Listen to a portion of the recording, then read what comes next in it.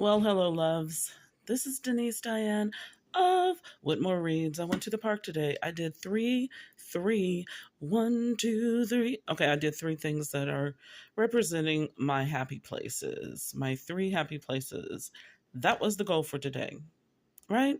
So the first thing I did is I went to the library. And they gave me this beautiful red bag because I had some heavy books in there. And they were like, yeah, this will be good for your light reading. She's making fun because I had these heavy books. It was fun.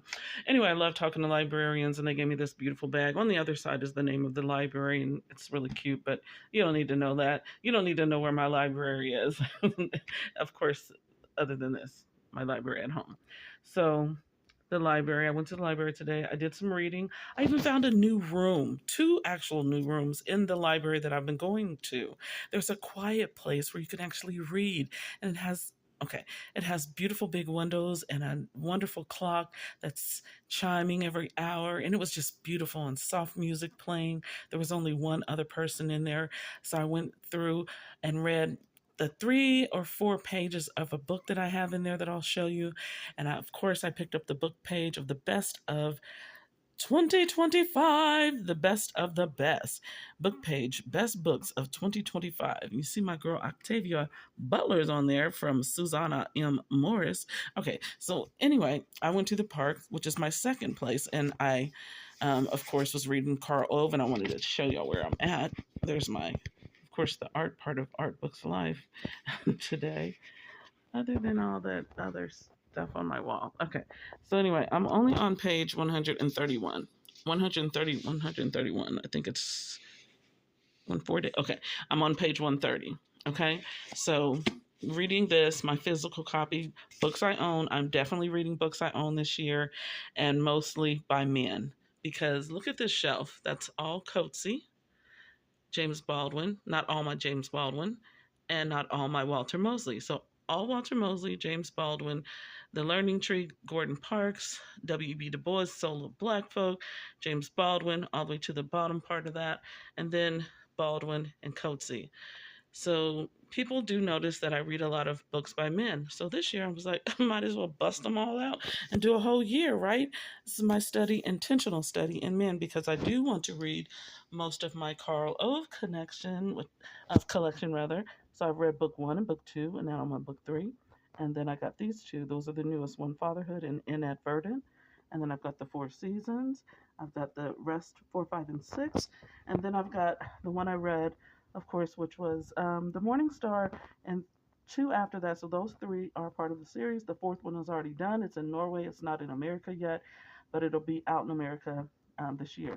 Amos Oz, I do plan to read this year, as well as some John Irving. Another shelf with books by men. I think that's his son. Anywho, I wanted to show y'all what's in the bag. Another book by a man called The Talk. I saw this there the last time. I was like, man, I might want to get this one for my grandkids. As you guys know, I'm going to read it first, and then I'll probably purchase this one for my grandkids. And there's the man, Darren Bell, a recipient of the Berryman Award, Robert F. Kennedy Journalism Award. Okay, for cartooning and all this good stuff. And yeah, whoo, whoo. I love graphic novels. Oh God, that looks great. Okay, so then I got Philip K. Dick because I was over there in the graphic novel section, and it says a comics biography. I was like, okay, I'm interested. I've heard a lot about him. I have never read Philip K. Dick, but might as well start with a graphic novel about him, right? And then this is what I would. Okay, I was talking to my daughter. I've never watched the movie completely. I'm probably one of the only few. I'm sure there's more people out there that haven't seen the Godfather movies. I've only seen a little bit of it just to look at Al Pacino when he was young. And I was like, nah, I want to read the book first. I'm 60. I'm just now checking this out at the library. I don't own it. So, yeah. This is the book I sat in the quiet room in the library and I read about 3 pages. And somebody left a little thing on here. I was like, ooh, I'm taking this. I'm taking this. You see this little silver clip?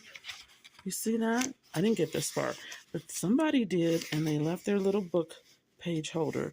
And now it's mine. Isn't that cute? Thanks, whoever checked out this book.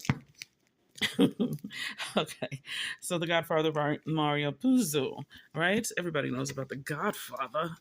And look at The Godfather talking about Godfathers. Okay, so I didn't want to purchase this book because it's not written by James, it's about James. And I did read a lot about the author and how his intense just love for James Baldwin and the research he did, a love story. Baldwin. So I was like, I gotta get this guy. And it's also in the book page as one of the best books of 2025. And you know, I like big books. So this year's The Book of Men. It's a male writer about one of my favorite top shelf male writers. Come on. Come on. Okay. And then the last book I got, I checked it on my Libby app, but it just didn't do justice. I wanted to look at the list because I'm a book list person, and mostly all of my journals, I have lists of books that I want to read. Some of them are repetitive and over and over. Oops, I don't want you to see in my library. So anyway, child, I live in DFW. Figure it out if you need to. God, if you that, okay, whatever. 1,000 books to read, a life changing list before you die. So I was going through it and I was like, okay, every other page I have either owned the book or I've read it, right? And I was like, oh, I got to find some pages that I've never heard of. Come on, this is 1,000 books. And then I found loads of pages that I've never heard of books, right? And so I was like, yeah, I got to get this. I got to get it. The pound. Come on. Okay. Ooh, Roger Kahn, The Boys of Summer. Look at that. I love baseball legends. William James. So there's loads of books in here.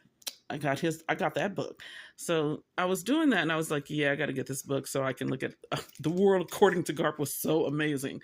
And of course, I got my John Irving. Yeah. So anyway, this is what I'm doing this year is reading books by men. So if there's books by women in here, and this is what I said, I was going to read books by men this year, 2026. 90% books men and 10% books women. But the women have got to be my top shelf. So my Alice Walker, I want to finish that one. Firstborn Girls, Bernice L. McFadden is on the list for this year.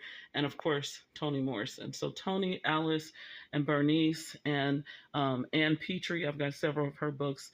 And I wanted to get into The Living Blood, the Tananarive that you can actually see right there, and this one right next to it is Stephen L. Carter's book. And then he's got other ones. And so I want to read all those, but I'm just saying there are some on here. And yes, that bookshelf is set out on purpose so I can set some books on it. There's Chimamanda. Anyway, so anyways, it's the books of men this year, so I can definitely get into that. But that's that on that. And do you read more books by men than women? Let me know in the comment section below.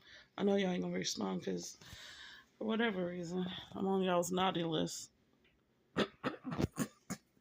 Followers. Anyway, oh, I'm telling you, 60 will make you mean, girl. I don't care. Y'all don't care. But let's go ahead and read books by men and wonder into their minds and psyches. And I'm just doing a deep dive because I really, really enjoy doing deep dives on men, on women books, and why they write the way that they do. I want to notice a difference, which I already notice a difference. I ain't crazy, but there's something else that is attracting me to books by men. And most of my books by women that I really truly love are always top shelf. My favorite writers are African American writers, and the books that I read by other countries, I love reading books by men in other countries. That's why Coetzee is one of my absolute favorites. He's South African. He's moved, of course, but you know what I mean. So I'm wondering what makes me gravitate to those books versus maybe fluffy or sweeter, kind, whatever. Because ain't nothing sweet and fluffy and kind about my girl, and that's why she's my girl. And Alice Walker don't play. I'm scared of Alice Walker. I ain't gonna lie. I'm low key scared of her, but she's my favorite, and that's all right. I love y'all. Bye. Read some.